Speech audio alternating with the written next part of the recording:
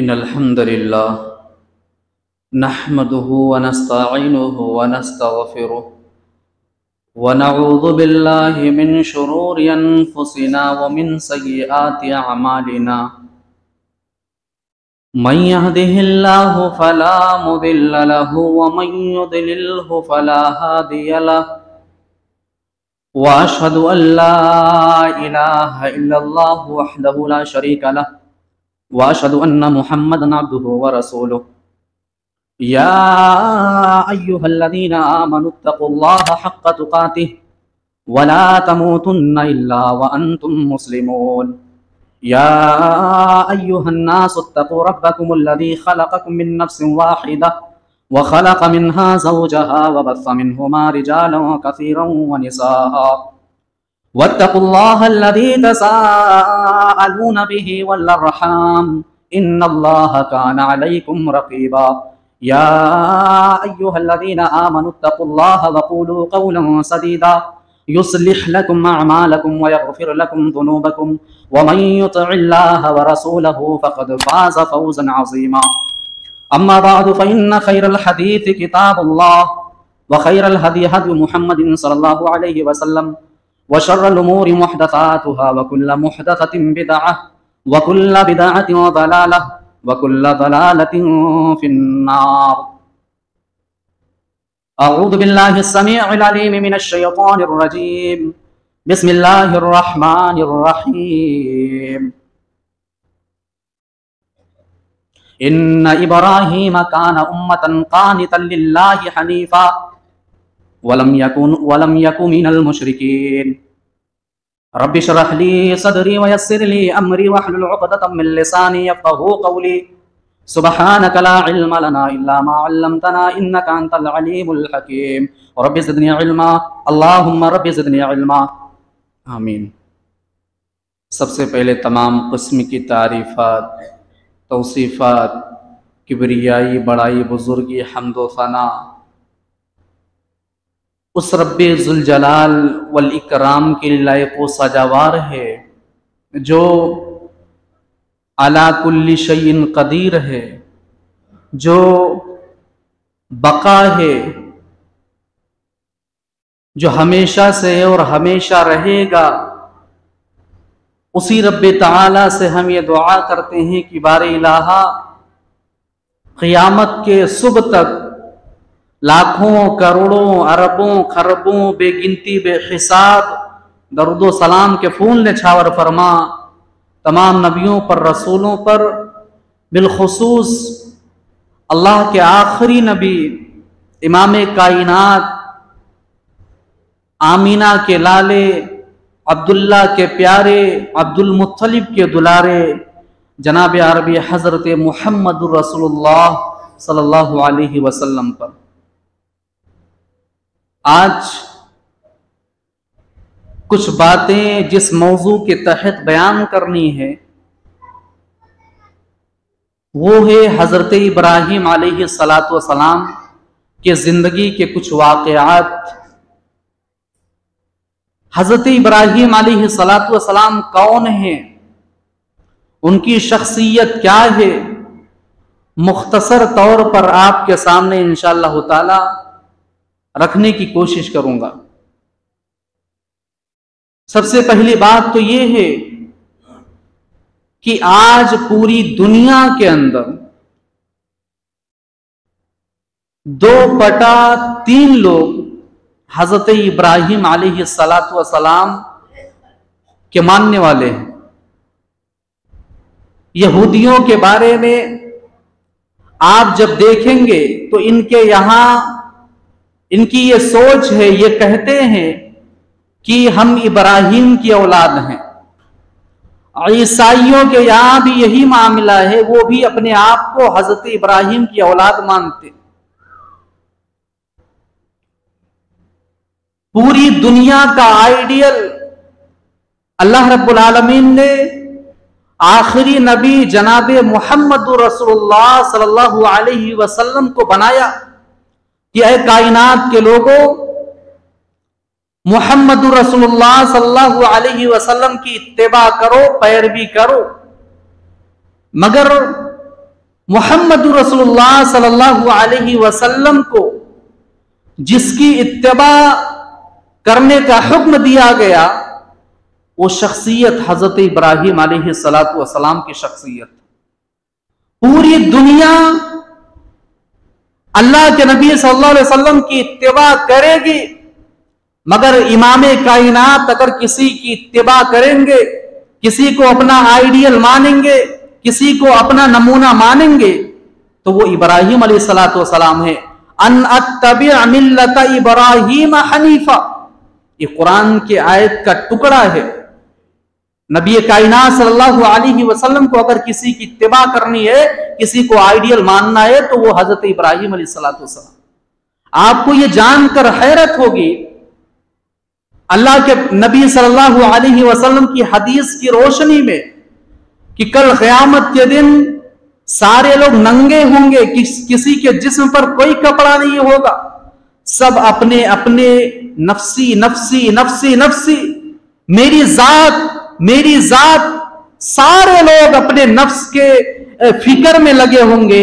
उस हालत में अल्लाह के नबी सल्लल्लाहु अलैहि वसल्लम फरमाते हैं कि सबसे पहले अगर किसी को लिबास पहनाया जाएगा तो हजरत इब्राहिम अलैहिस्सलातु वस्सलाम को पहनाया जाएगा। इब्राहिम की शख्सियत क्या है और इब्राहिम अलैहिस्सलाम का मकाम क्या है, इस बात से लगाया जा सकता है कि हम कोई भी नमाज हो, चाहे फर्ज नमाज हो, चाहे सुन्नत हो, चाहे नफली नमाजें हम पढ़ रहे हो, हर नमाज में हम जब दुरूद इब्राहिम पढ़ते हैं, अल्लाहुम्मा सल्ली अला मुहम्मद, जब हम अला मुहम्मद कहते हैं, अल्लाह मुहम्मद रसूलुल्लाह पर दरूद भेज, सलाम भेज, आपके आल पर दरूद और सलाम भेज, वहीं पर हम अला इब्राहिम व अला आली इब्राहिम भी कहते हैं। इब्राहिम अलैहिस्सलातु वस्सलाम का मकाम और मर्तबा इस बात से अंदाजा लगाया जा सकता है। इब्राहिम अलैहिस्सलातु वस्सलाम की जिंदगी का मुख्तसर तारुफ यह है कि इब्राहिम अलैहिस्सलाम इराक के एक शहर उर के अंदर पैदा हुए। इराक का पुराना नाम बाबिल था, यानी बाबिल यानी इराक के एक शहर उर के अंदर हजरत इब्राहिम अलैहिस्सलातु वस्सलाम पैदा हुए। इब्राहिम जिस माहौल में पैदा हुए वो माहौल मुशरिकाना माहौल था, वो माहौल शिर्क वाला माहौल था। यहां तक कि जिस घर के अंदर इब्राहिम की पैदाइश हुई, इब्राहिम का सगा बाप इब्राहिम अलैहिस्सलातु वस्सलाम के सगे अब्बा बुत बना करके बेचा करते थे, बुतों की पूजा किया करते थे, पुजारी थे एक नंबर के। उस माहौल में हजरत इब्राहिम अलैहिस्सलातु वस्सलाम पैदा हुए। कभी कभी इब्राहिम अलैहिस्सलातु वस्सलाम को उनके अब्बा जान बुतों को देते थे, मूर्तियों को देते थे और कहते थे, बेटे इब्राहिम जाओ बाजार के अंदर बेच करके आओ। हजरत इब्राहिम जब बाजार के अंदर जाते थे तो कहते थे, मैं यश्तरी मिन्नी मा ला यनफउ वला यदुर, ऐ लोगों इसे मत खरीदना, ऐ लोगों इस पत्थर के बुत को मत खरीदना, ये तुम्हें कोई नफा और नुकसान नहीं दे सकते हैं, न तुम्हें नफा पहुंचा सकते हैं ना नुकसान पहुंचा सकते हैं, इनको मत खरीदना। एक तरफ इब्राहिम बुतों को लेकर के बेचने जा रहे हैं, अगर कोई आदमी अपने सामान की बुराई करे कि इसको मत खरीदो, इसको खरीदने से कुछ फायदा नहीं है, कुछ भी नहीं है, तो इंसान उस सामान को खरीदेगा? बिल्कुल नहीं। हजरत इब्राहिम वापस आते थे घर पे, उनका बाप उनको मारा करता था। एक अजीबो गरीब बात यह है कि शिर्क वाले माहौल में इब्राहिम पैदा हुए, लेकिन उन्होंने कभी शिर्क नहीं किया। अल्लाह ने हजरत इब्राहिम अलैहिस्सलातु वस्सलाम का एक मुख्तसर तारुफ कराया, इन्ना इब्राहीम काना उम्मतन कानितन लिल्लाहि हनीफा। इब्राहिम अलैहिस्सलातु वस्सलाम अकेले एक आदमी पूरी उम्मत के बराबर थे। कानितन लिल्लाहि हनीफा, इब्राहिम अल्लाह के कानित थे। कानित का मतलब क्या है? हम दुआए कुनूत पढ़ते हैं वित्र की नमाज में। कुनूत का मतलब क्या है? अरबी जबान में कुनूत कहते हैं उस चीज को कि इताअत पर जम जाना। एक होता है इताअत करना और एक होता है कुनूत करना, यानी उसी पर जम जाना। अल्लाह ने कहा कि इब्राहिम अल्लाह की इताअत नहीं करते थे बल्कि उस इताअत पर जम जाते थे। अल्लाह ने कहा इब्राहिम ये काम करो, अपने सर को झुका लिया। अल्लाह ने कहा इब्राहिम तुम्हारा बेटा पैदा हुआ है बुढ़ापे के आलम में, उसको छोड़ करके आओ जहां कुछ भी नहीं है। सर को झुका लिया, मान लिए। ऐ इब्राहिम तुम्हारा बेटा, उसे हमारे रास्ते में कुर्बान करना है। फौरन मान गए। अल्लाह ने कहा कानितल लिल्लाह, इब्राहिम अलैहिस्सलातु वस्सलाम कानित थे अल्लाह रब्बुल आलमीन के, इताअत पर जमे हुए और हनीफ थे। हनीफ का मतलब क्या है? अल्लाह के लिए वक्फ। पूरी दुनिया अगर उनको मिल जाए तो वो अल्लाह के रास्ते में देने के लिए, कुर्बान करने के लिए तैयार हो जाते थे। इब्राहिम अलैहिस्सलातु वस्सलाम की शख्सियत। शाकिरन लिअनउमी, अल्लाह ने कहा कि इब्राहिम अल्लाह के नेमतों के शुक्रगुजार थे। शुक्रगुजारी का मतलब क्या है? क्या जबान से कह देना अल्लाह ने कोई नेमत दे दी और हम कह दें अल्हम्दुलिल्लाह, अल्लाह का शुक्र है? ये शुक्र नहीं है। अल्लामा इब्न क़य्यिम रहमतुल्लाह अलैह ने शुक्र की तारीफ की है। कहा शुक्र 3 चीजों का नाम है। पहली चीज जबान से अल्लाह की तारीफ करना, दूसरी चीज अल्लाह रब्बुल आलमीन की मोहब्बत को अपने दिल के अंदर बिठाना, और तीसरी चीज अपने जिस्म के सारे आज़ा को, बदन के जितने पार्ट्स हैं सारे आज़ा को अल्लाह की इताअत में लगाना। यह है शुक्र। क्या आज हमारे यहां ऐसा शुक्र मौजूद है? अल्लाह की नेमतों को पा करके जबान से सिर्फ अल्हम्दुलिल्लाह कह देना यह शुक्र नहीं है। तो हजरत इब्राहिम अलैहिस्सलातु वस्सलाम अल्लाह के शुक्रगुजार बंदे थे। यह मुख्तसर तारुफ हजरत इब्राहिम अलैहिस्सलातु वस्सलाम के बारे में अल्लाह ने बयान किया। एक तरफ इब्राहिम का बाप बुतों का पुजारी और बुतों को बेचने वाला था। अब उसको किस तरीके से इब्राहिम समझा रहे हैं, कुरान मजीद पढ़िए, आप सूरह मरियम पढ़िए, रोंगटे खड़े हो जाएंगे आपके।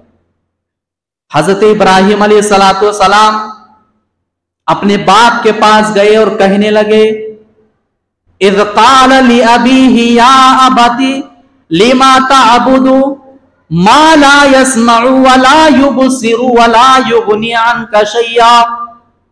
आय अब्बा जान, इन माबूदों की इबादत कर रहे हो, इन बुतों के इन पत्थरों के बुतों की इबादत कर रहे हो, ये ना सुन सकते हैं ना देख सकते हैं।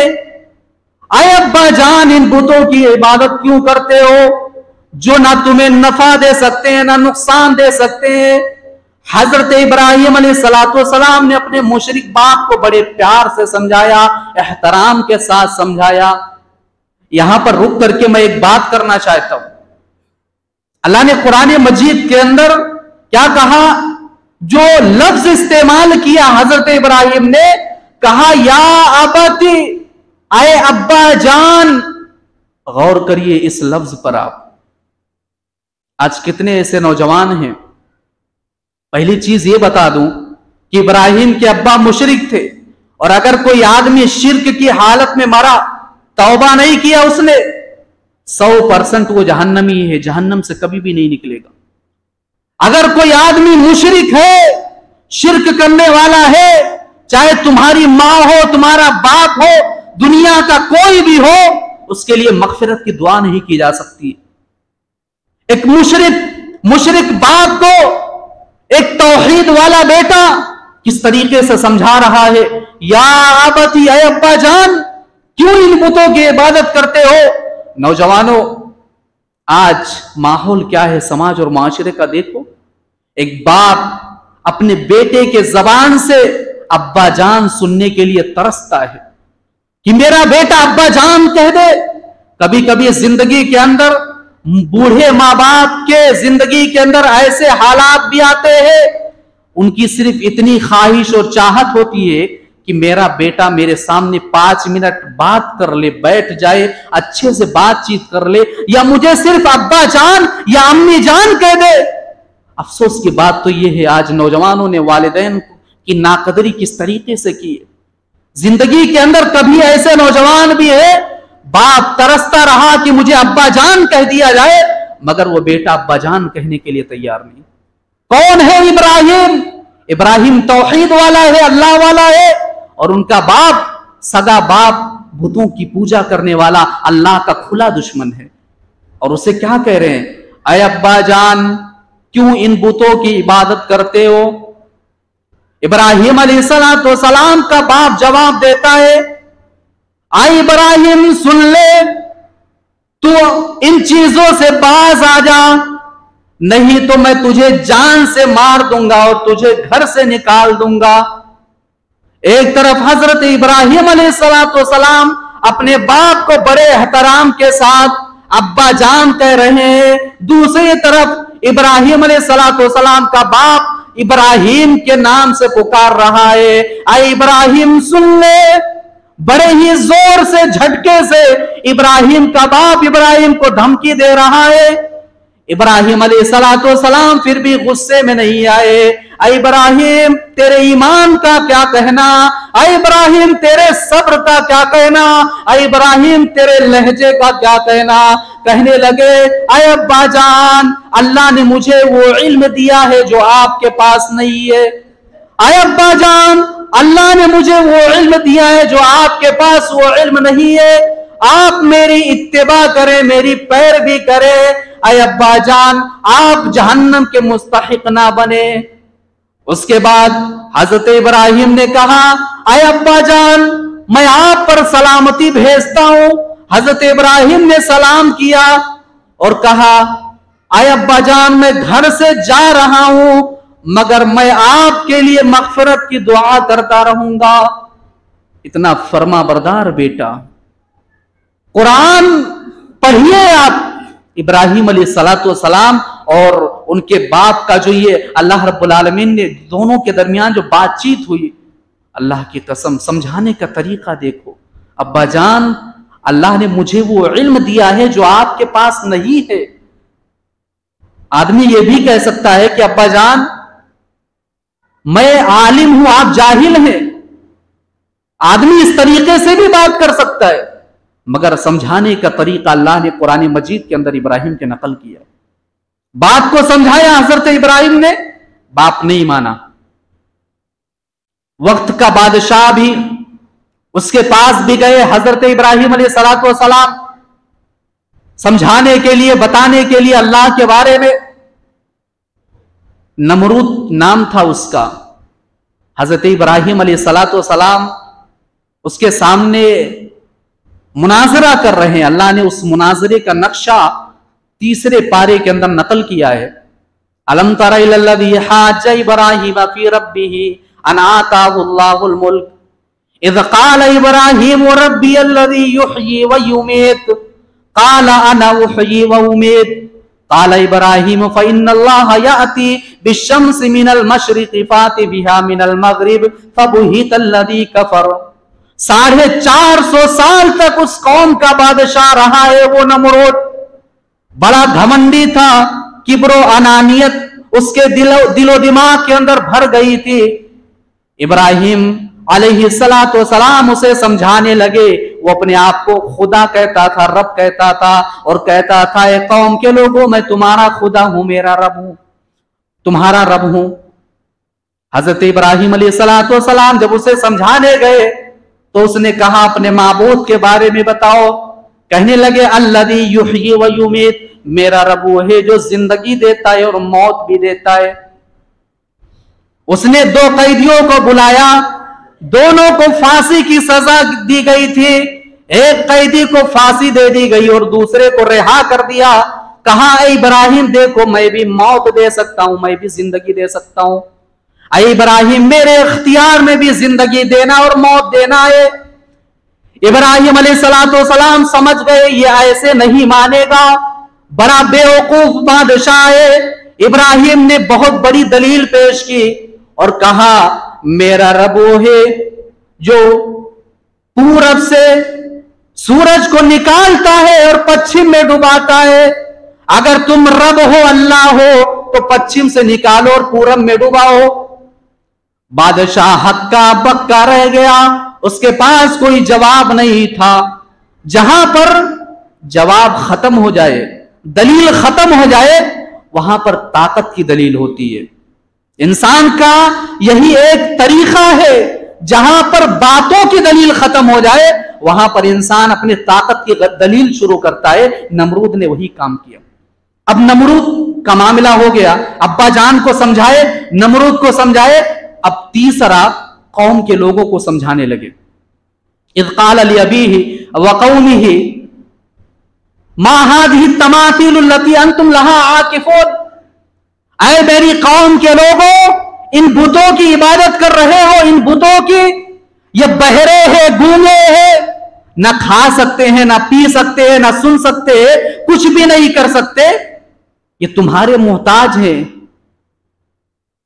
कौम के लोगों को समझाने लगे तो जवाब क्या था जानते हो? कालू वजदना आबा आना लहा आबिदीन। कौम के लोग कहने लगे ऐ इब्राहिम, हम अपने आबा व अजदाद के तरीकों पर चल रहे हैं, उनके तरीकों से फिर नहीं सकते।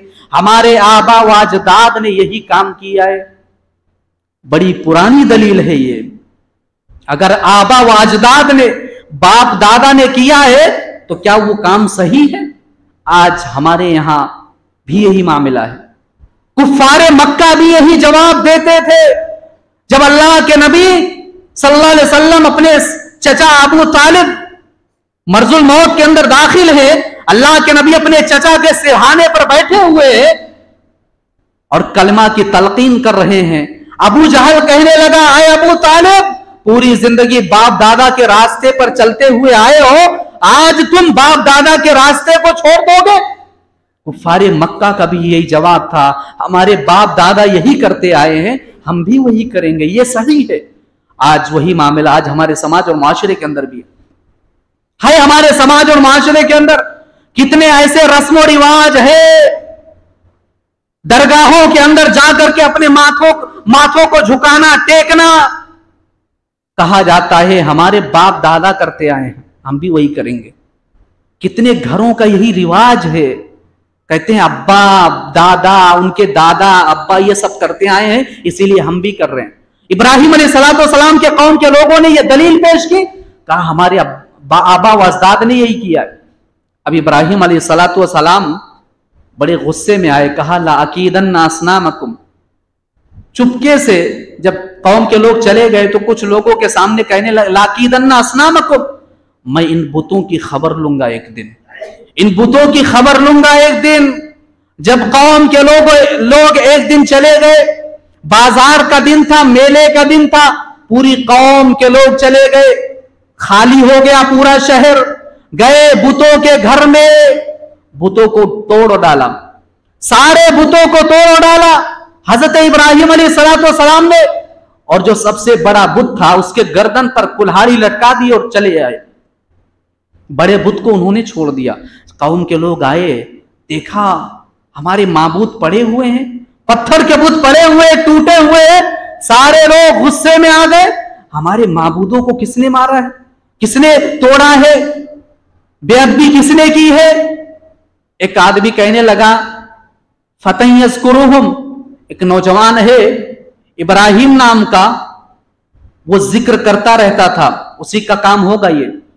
नौजवानों, फतन इस लफ्ज पर गौर करो। आप नौजवान है हजरत इब्राहिम, अल्लाह ने हाईलाइट किया है फतन के लफ्ज को।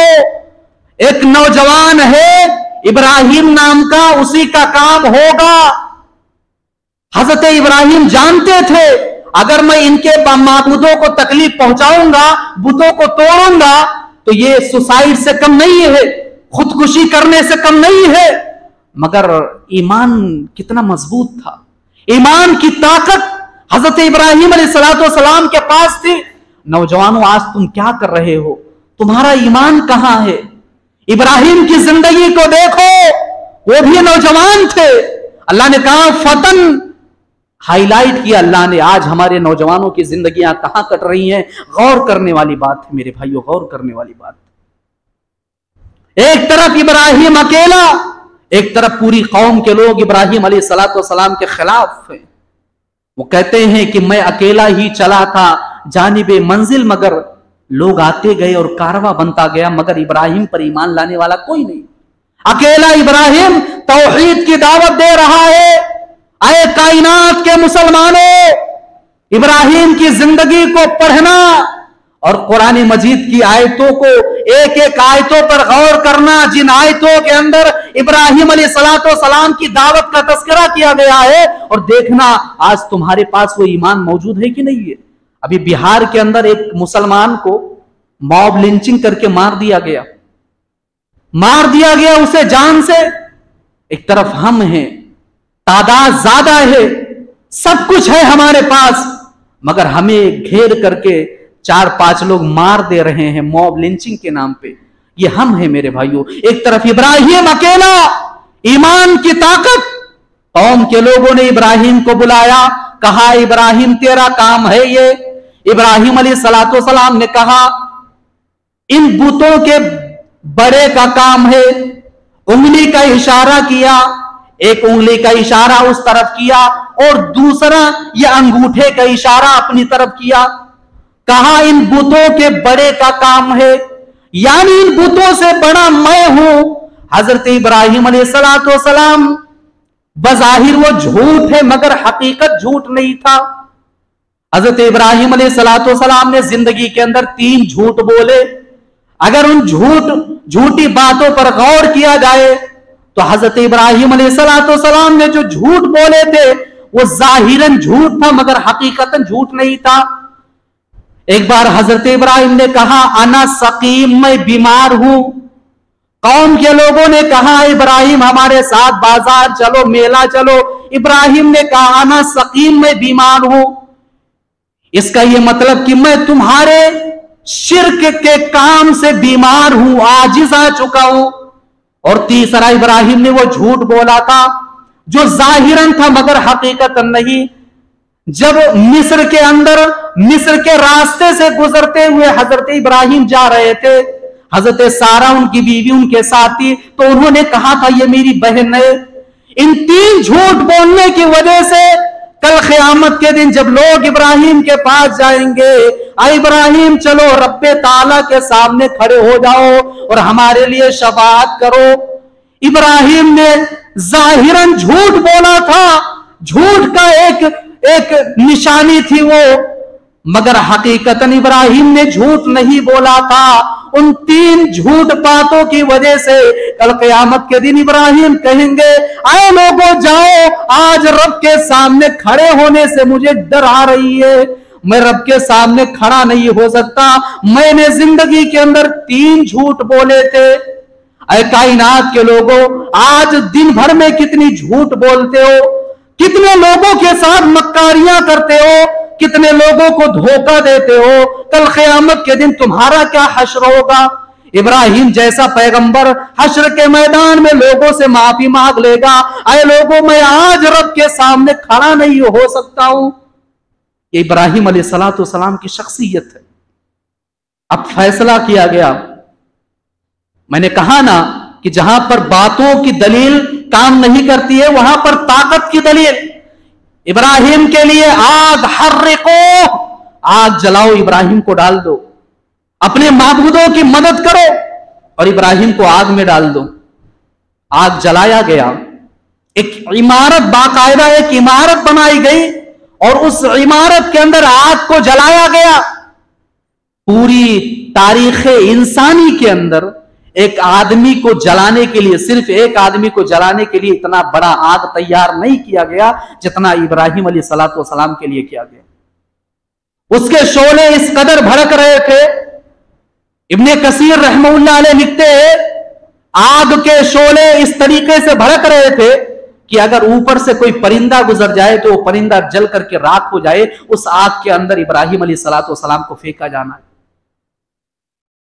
एक मंझनीके के अंदर, उस दौर के अंदर किसी चीज को दूर से फेंकना होता था, यानी आग का लपट इतना तेज था, इतनी शिद्दत ज्यादा थी कि आग के करीब जाकर के भी लोग इब्राहिम को आग के अंदर नहीं फेंक सकते थे।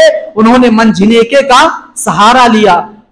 इब्राहिम अलैहिस्सलाम को मंझिनेके के अंदर बिठाया गया और दूर से इब्राहिम अलैहिस्सलाम को आग के अंदर फेंका गया। एक तरफ हवाओं का फरिश्ता मौजूद, एक तरफ पानी बरसाने वाला फरिश्ता मौजूद, एक तरफ पहाड़ों पर कंट्रोल करने वाला फरिश्ता मौजूद। मंत्रियों की एक टोली लगी हुई है कि अभी अल्लाह का हुक्म आएगा, इब्राहिम की मदद करेंगे। और दुनिया के लोगों, अय तौहीद पर चलने वालों, अय अल्लाह को मानने वालों, इब्राहिम भी अल्लाह को मानते थे, इब्राहिम भी तौहीद को मानते थे।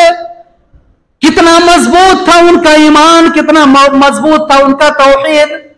आग में डाला जा रहा है, फरिश्तों की एक टोली मौजूद है कि अभी अल्लाह का हुक्म आएगा, इब्राहिम की मदद करेंगे। मगर जब अल्लाह रब्बुल आलमीन किसी इंसान की मदद करने के लिए आगे बढ़ता है तो अल्लाह फरिश्तों का भी मोहताज नहीं है। अगर अल्लाह कह दे कुन तो वो हो जाएगा। अल्लाह फरिश्तों का मोहताज नहीं है। अल्लाह ने कहा, आए आग तेरा काम है लोगों को जलाना।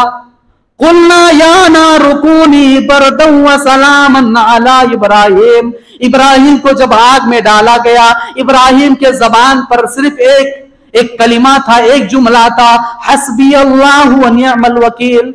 हमारे लिए अल्लाह काफी है। इब्राहिम के जबान पर, उनके माथे पर कोई शिकन नहीं है, कोई तकलीफ और टेंशन नहीं है। अल्लाह रब्बुल आलमीन ने आग को हुक्म दिया, आए आग तेरा काम जलाना है, लेकिन आग तू अपना काम आज नहीं करना, इब्राहिम को जलाना नहीं। इब्राहिम अलैहिस्सलाम आग से बच गए। अल्लाह मदद करने पर आ जाए तो खतरनाक आग से भी अपने ईमान वाले बंदे को महफूज कर सकता है। अल्लामा इकबाल ने सही कहा है, आज भी हो जो इब्राहिम सा ईमान पैदा, आग कर सकती है अंदाज़े गुलिस्ता पैदा। हजरत इब्राहिम अलैहिस्सलाम को अल्लाह ने वहां पर बचाया, मदद की अल्लाह रब्बुल आलमीन ने। अब इब्राहिम अलैहिस्सलाम वहां से हिजरत करके निकले। पहले फलस्तीन गए, उसके बाद फलस्तीन से निकले और मिस्र के अंदर गए। कोई रास्ता नहीं, कोई मंजिल नहीं है, कहां जाना है, अनजान रास्ते, अनजान आदमी, कुछ भी नहीं, पराये शहर के लोग हैं।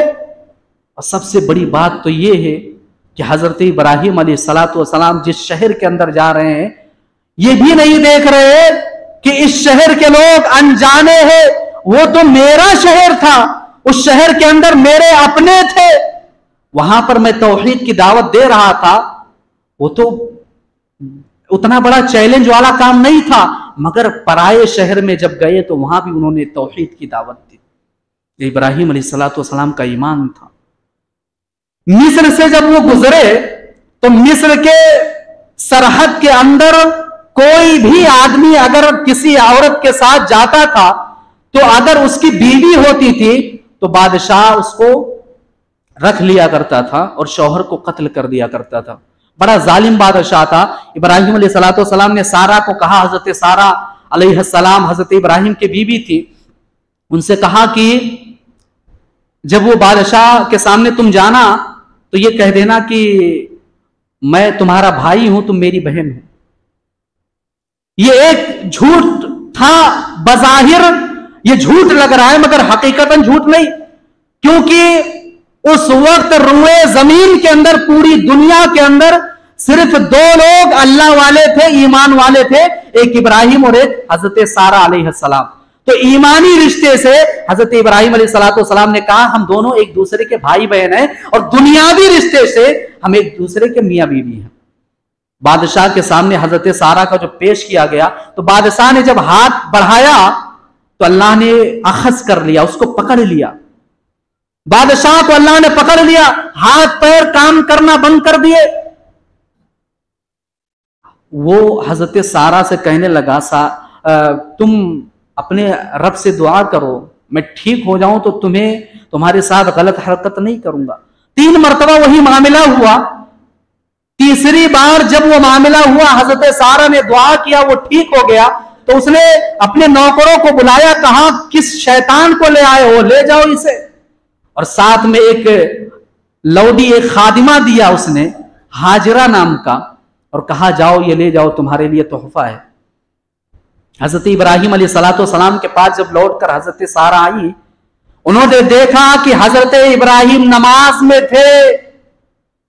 हजरत सारा ने कहा कि अल्लाह ने हमारी मदद की, अरे हमारे सरताज खुश हो जाइए। इब्राहिम टेंशन में है, फिक्र में है, उनकी बीवी को कैद करके जालिम बादशाह के सामने पेश किया गया है, मगर नमाज में है। मेरे भाइयों, आज अफसोस की बात तो ये है, मैं तो ये कहने जा रहा हूं कि फर्ज नमाज तो हमें पढ़ना है, मगर कभी इंसान को टेंशन हो जाए, इंसान डिप्रेशन में हो जाए, इंसान को कोई फिक्र हो जाए, कोई परेशानी हो जाए, तो नमाज से बेहतर कोई इलाज नहीं है। नमाज से बेहतर कोई इलाज नहीं है। मैं तो फर्ज नमाज के अलावा दूसरी नमाजों की बात कर रहा हूं, टेंशन और फिक्र में पढ़ने के लिए। मगर अफसोस की बात तो यह है, ये मुसलमान जो आज फर्ज नमाज को भी तर्क करके बैठे हुए हैं, छोड़ करके बैठे हुए, फर्ज नमाज भी हम नहीं पढ़ रहे हैं, तो परेशानी के वक्त, टेंशन के वक्त दूसरी नमाज कैसे पढ़ेंगे हम। अल्लाह के प्यारे नबी सल्लल्लाहु अलैहि वसल्लम फरमाया करते थे, जुइलत कुर्रतु ऐनी फिस्सलाह, ऐ लोगों मेरे आंखों की ठंडक नमाज है, मेरे आंखों की ठंडक नमाज में रख दी गई है। कभी आप हजरत बिलाल को जब टेंशन में हुआ करते थे, डिप्रेशन में हुआ करते थे, तो कहते थे अरिहना बिस्सलात या बिलाल, आए बिलाल इकामत कहो, आए बिलाल अजान कहो और नमाज कायम करो, और नमाज कायम करते हुए मेरे दिल को सुकून पहुंचाओ। अल्लाह के नबी अपने दिल का सुकून, अपने टेंशन का जो इलाज ढूंढ रहे हैं, वो नमाज में ढूंढ रहे हैं। आज मुसलमान सब कुछ करने के लिए तैयार है, आज मुसलमान सारी कुर्बानियां देने के लिए तैयार है, लेकिन जब नमाज की बारी आती है तो ऐ मुसलमानों, तुम कहां चले जाते हो, तुम्हारी गैरत कहां मर जाती है। आज तुम किसी चीज के लिए रोड पर निकलने के लिए तैयार हो, एहतजाज करने के लिए तैयार हो, जान देने के लिए तैयार हो, परेशानी है, मुसीबत है, मगर नमाज पढ़ने के लिए तैयार नहीं। हम वो आदमी, अफसोस की बात है, उल्टा काम कर रहे हैं हम। अल्लाह रब्बुल आलमीन हम तमाम लोगों को सच्चा पक्का नमाजी बनाए, आमीन।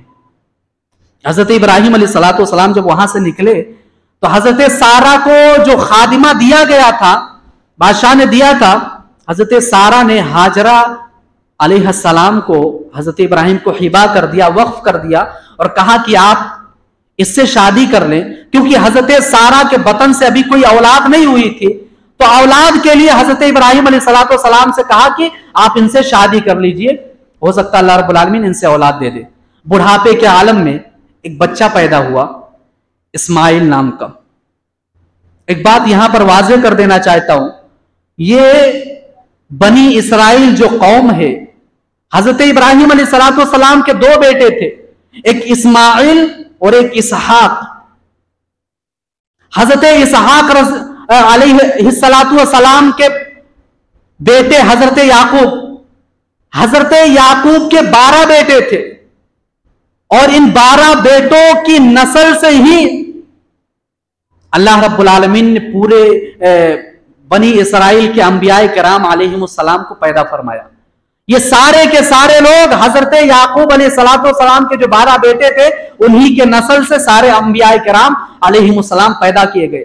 आपको एक चीज, एक पॉइंट वाली बात बताऊं, एक तरफ हजरत इब्राहिम अपने बाप को अब्बा जान कह रहे हैं, और बाप इब्राहिम को इब्राहिम के नाम से पुकार रहा है, बेटा भी नहीं कह रहा।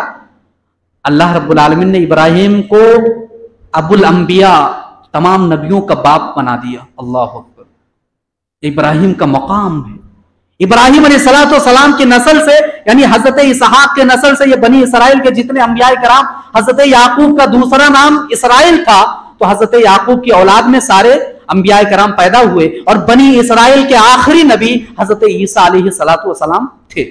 उसके बाद हजरत इस्माइल अलैहिस्सलातु वस्सलाम की नस्ल से खातिमुन नबीन हजरत मोहम्मद रसूलुल्लाह सल्लल्लाहु अलैहि वसल्लम पैदा हुए। तो इस्माइल अलैहिस्सलातु वस्सलाम जब पैदा हुए तो उस वक्त एक बात यह भी वाज़ेह कर दूं कि सौतन सौतन होती है। हजरत सारा ने देखा कि अभी तक मुझे कोई औलाद नहीं हुई है और हाजरा के बतन से बेटा हुआ है, तो हजरत सारा को वो होता है, तकलीफ होती है, तो उन्होंने कहा कि हमसे इनको अलग कर दीजिए, दूर कर दीजिए। तो अल्लाह के हुक्म से हुक्म मिला कि ऐ इब्राहिम अपने बच्चे को, अपनी बीवी को ऐसी जगह छोड़ करके आओ जहां कुछ भी नहीं है, यानी मक्का के अंदर जहां आज काबतुल्ला है वहां उस जगह पर हजरत इब्राहिम अलैहिस्सलाम को छोड़ने का हुक्म दिया गया। मैं इस वाक़े को बयान करके अपनी बात को खत्म करूंगा इंशाअल्लाह। उसके बाद अगले जुमा को इंशाअल्लाह ताला जो बातें रहेंगी हजरत इब्राहिम अलैहिस्सलाम के ताल्लुक से वो बातें बयान करूंगा। अल्लाह के हुक्म से हजरत इब्राहिम अलैहिस्सलाम लेकर निकल गए और जब छोड़ करके आने लगे तो हजरत हाजरा ने देखा कुछ भी नहीं है, चारों तरफ ना कोई चरिंद, ना परिंद, ना जानवर, ना चिड़िया, ना घास, ना पानी, कुछ भी नहीं, बेआबो गया जमीन, कोई बसेरा, कुछ भी नहीं। हजरत हाजरा ने कहा मेरे सरताज किसके सहारे पर छोड़कर जा रहे हैं? अल्लाहु अमरुका, आए मेरे सरताज क्या अल्लाह का हुक्म है कि यहां पर छोड़ करके हमें जाए? क्या अल्लाह के हुक्म पर आप छोड़ करके जा रहे हैं? हजरत इब्राहिम अलैहिस्सलाम ने हाजरा को जवाब दिया, हाँ अल्लाह का हुक्म है और अल्लाह के हुक्म पर छोड़ करके जा रहा हूं। मेरी माएं और बहनें सुन रही हैं तो सुनो, हजरत हाजरा का ईमान कितना मजबूत था, अल्लाह पर कितना तवक्कुल था। कहने लगी ऐ मेरे सरताज अगर अल्लाह का हुक्म हुआ है तो अल्लाह हमें बर्बाद नहीं करेगा, हमें अकेला नहीं छोड़ेगा। हजरत इब्राहिम जब छोड़ करके आगे बढ़े, जब अपने बीवी और बच्चे से ओझल हो गए तो उसी जगह पर बैठ गए और अल्लाह के सामने हाथ उठाया, रब्बाना इन्नी अस्कंतु मिन ज़ुर्रिय्यती बिवादिन गैरि ज़ी ज़रअन इंद बैतिकल मुहर्रम रब्बाना लियुकीमुस्सलाह। ऐ अल्लाह तेरे हुक्म पर मैंने उस जमीन पर छोड़ा है जहां कुछ भी नहीं है। ऐ अल्लाह तेरे पाक घर के सामने मैंने, तेरे पाक घर के पास मैंने अपने बीवी और बच्चे को छोड़ा है। ऐ अल्लाह तू उनकी हिफाजत करना और तू उन्हें नमाजी बनाना, नमाज पढ़ने की तौफीक देना। हजरत इब्राहिम अलैहिस्सलाम ये दुआ करके चल दिए। थोड़े से खजूर और पानी जो दे करके गए थे, जब वो सारी चीजें खत्म हो गई, अल्लाह अकबर, ये मंजर कितना खतरनाक मंजर है, रोगटे और आंखों से आंसू आ जाते हैं। बेटा भी प्यासा और भूखा है, मां भी प्यासी और भूखी है। बेटा चीख रहा है, चिल्ला रहा है, उसे पानी की जरूरत है, उसे खाने की जरूरत है। हजरत इस्माइल जब चीखने लगे, चिल्लाने लगे, तड़पने लगे, मां होती है, मरवा और सफा का चक्कर लगाने लगी हजरत हाजरा। कभी सफा पहाड़ी पर जाती हैं, चारों तरफ अपने नजर को देखती हैं, दौड़ाती हैं, कुछ भी नहीं है। मां होती है, एक बार में नहीं मानती है, सफा से मरवा पर आई, मरवा पहाड़ी पर चढ़ करके चारों तरफ अपने नजर को दौड़ाती है, कुछ भी नहीं है। मां कितनी मोहब्बत करती है अपने बच्चे से। हजरत हाजरा के जिंदगी को उठा करके देख लेना, कभी सफा कभी मरवा, कभी सफा कभी मरवा, सफा और मरवा पहाड़ियों का चक्कर लगाते हुए हजरत हाजरा ने 7 चक्कर लगा दिए। मरवा पहाड़ी पर खड़ी है, एक आवाज आई। हजरत हाजरा ने जब पीछे मुड़ करके देखा, वो हजरत जिब्राइल के पर की आवाज थी। हजरत जिब्राइल ने पर को जमीन पर मारा, आबे जमजम निकला। आए कायनात के लोगों, तुम ये कहते हो इस्लाम ने औरत को मकाम नहीं दिया, इस्लाम ने औरत को कैद करके रख दिया। इस्लाम ने औरत को वो मुकाम दिया है। आए अंधे लोगों, आए दुनिया के अंदर इस्लाम के खिलाफ साजिशें करने वाले लोगों, इस्लाम ने औरत को वो मकाम दिया है कि 7 चक्कर अगर कोई आदमी सफा और मरवा का ना लगाए उस वक्त तक उसका हज कबूल नहीं है।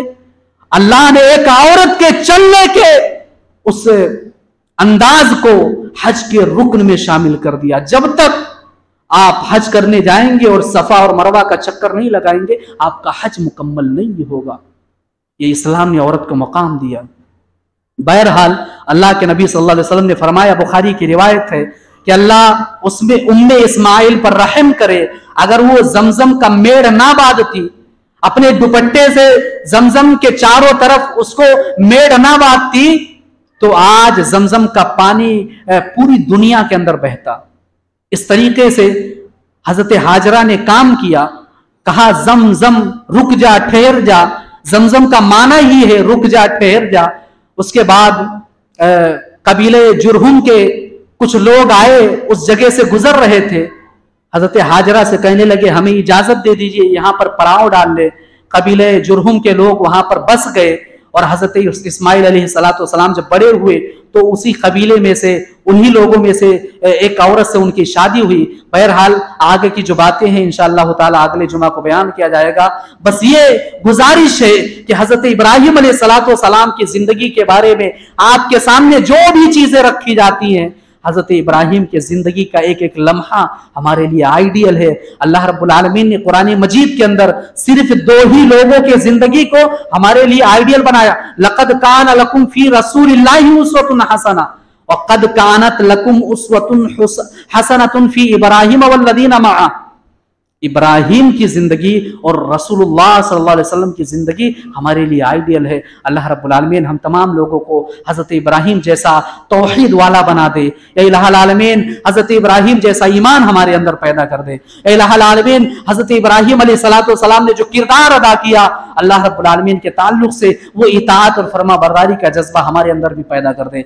आमीन। या इलाहुल आलमीन जो मुसलमान बिगड़े हुए हैं, गलत रास्ते पर हैं, उन्हें सीधा रास्ता दिखला दे। या इलाहुल आलमीन जो मुसलमान अपने ईमान का सौदा कर रहे हैं, उन्हें ईमान की अहमियत का पता नहीं है, या इलाहुल आलमीन तो उनके दिलों के अंदर पक्का ईमान बिठा दे।